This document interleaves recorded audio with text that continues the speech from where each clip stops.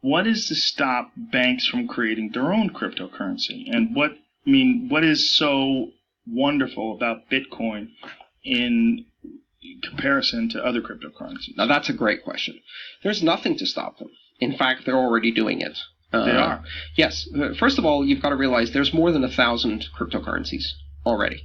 1,000? Yes, more than 1,000 cryptocurrencies. What's the worst one? What's the one we should avoid?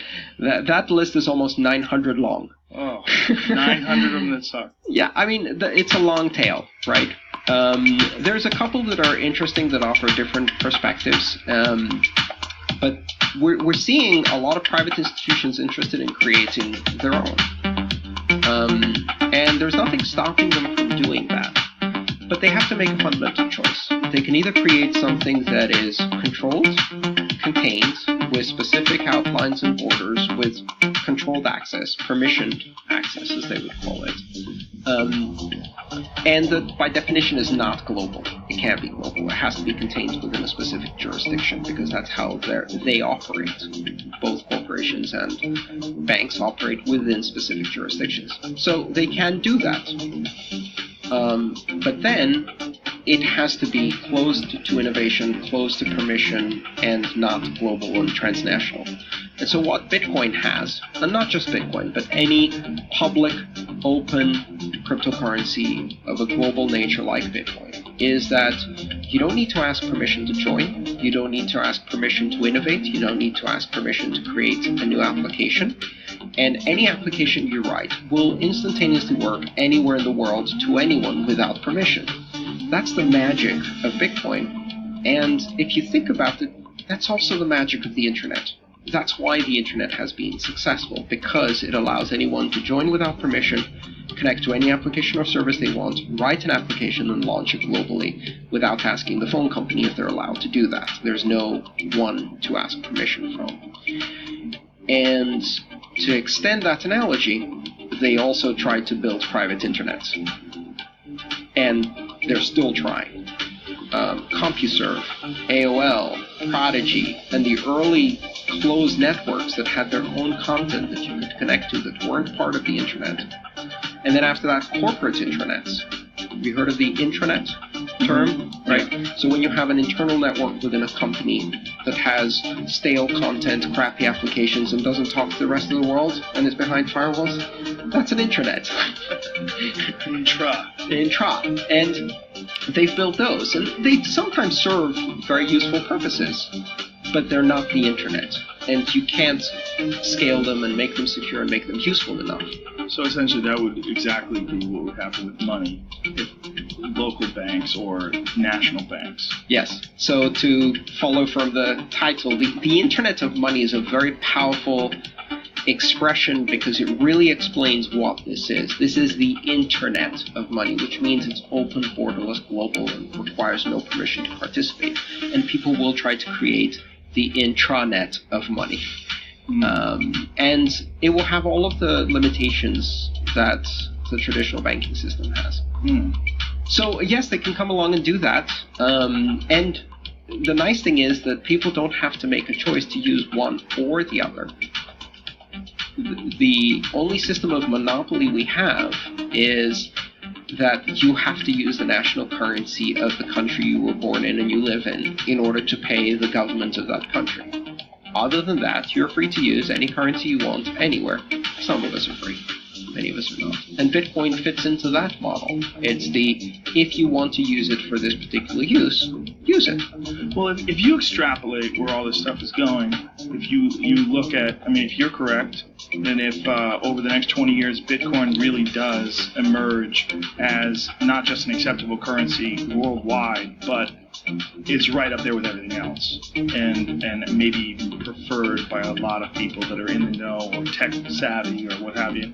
If that really does take place, it's going to slowly but surely erode a lot of the major problems that we have with society today, as far as this government having massive amounts of control over the economy, and the banks being the ones who sort of enforce the kind of laws that have allowed the mortgage crises and allowed these bubbles to occur, and also to fund and help fund the politicians that enable them to keep these laws in place. I mean, all of that sort of is, a lot of it is because of power.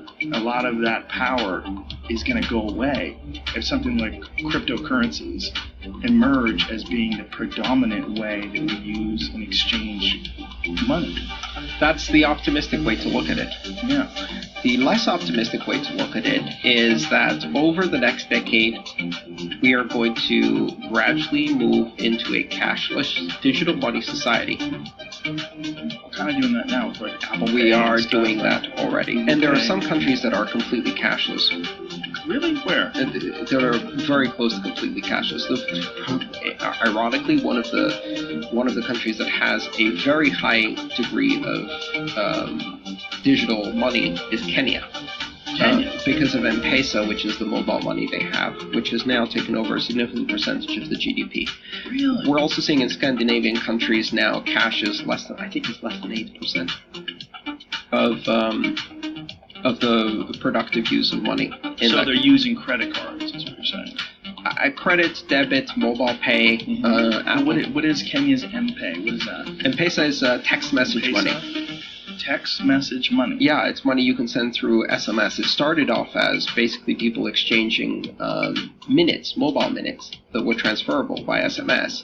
And they started using it as currency, and then eventually it became officially a corresponding currency to the Kenyan pesa. And now it's the predominant currency? In most places, from what I understand, I haven't been to Kenya, but I've talked to a lot of Kenyans who tell me, we all use that and only that. We don't use cash, we don't use credit cards. Wow. It is kind of shocking, but here's the problem. The problem is we are going to a digital currency society where cash will be gradually eradicated, either through non-use or a lot of countries and a lot of governments are trying to actively ban it. So they're putting limits on how much you can use cash. Say, $1,000, and if it's more than $1,000, using cash is illegal.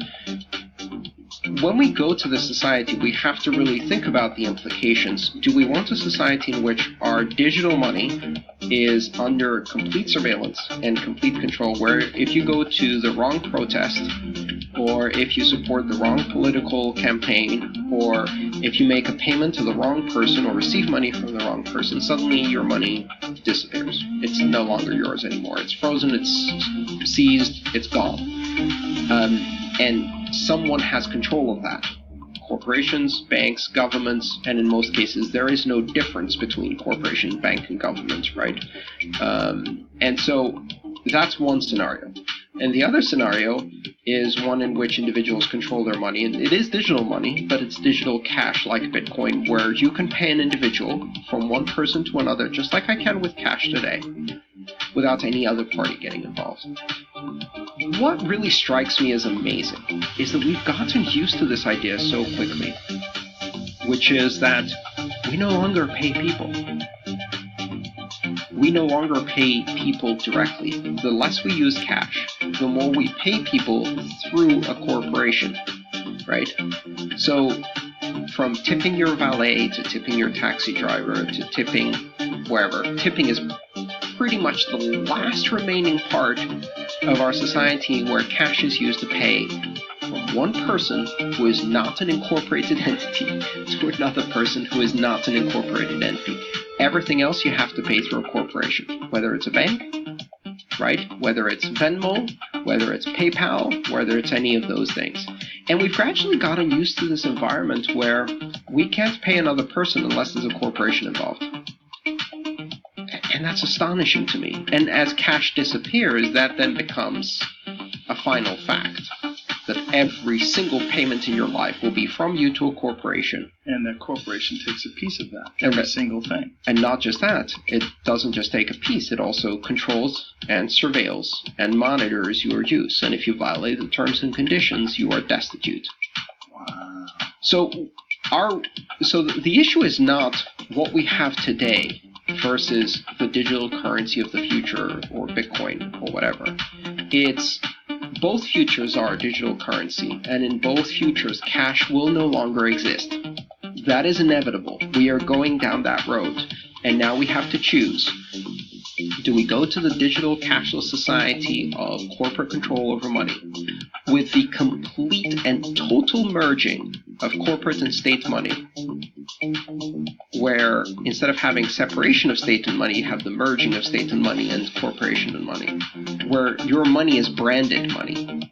You have Chase dollars, you have Goldman Sachs dollars, you have Coca-Cola dollars, right? You have money that is controlled by a corporation. Or do we go down the other future, where we have money that is basically an internet protocol that is completely global, that any person can pay any person, they meet in the streets without any corporations getting involved, just from me to you, digital cash. And that's really it's a less optimistic view, because I'm fully aware of what the other future is, and it's already playing out. And it is in my opinion, a very dangerous future. A huge round of applause and welcome, please, for